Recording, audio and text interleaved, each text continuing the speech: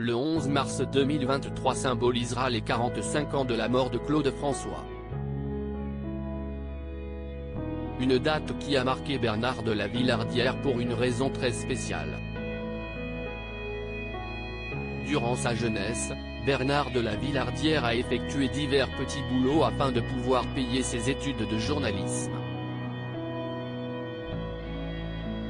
Mais s'il y en a un qui l'a particulièrement marqué, c'est son job de déménageur qui lui a valu de vivre une expérience assez insolite.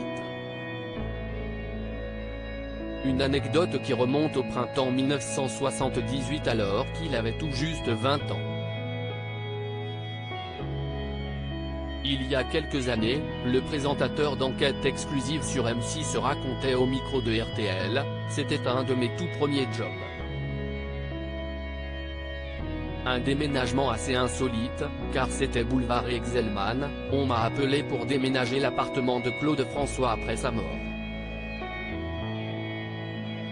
J'ai fantasmé tout l'après-midi. Ce qui a particulièrement marqué Bernard de la Villardière ce jour-là, ce n'est pas tant l'adresse du déménagement, mais sa rencontre avec Kathleen Jones, la dernière compagne de Claude François. Je me suis retrouvé seul avec elle dans une petite camionnette.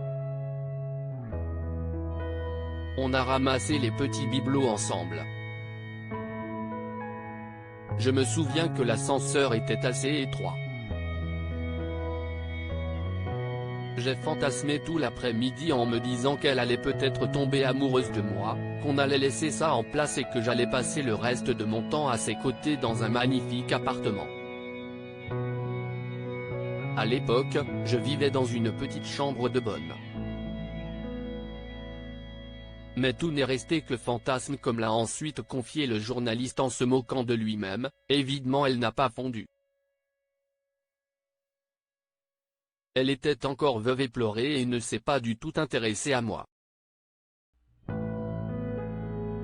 Il a conclu cette anecdote en racontant qu'il avait recroisé Kathleen sur un plateau télé quelques années plus tard et qu'elle était alors mariée à un riche homme d'affaires texan.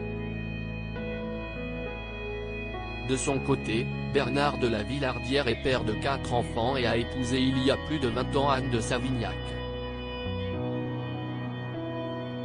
À lire aussi Je suis sous surveillance, Bernard de la Villardière évoque son cancer un peu compliqué.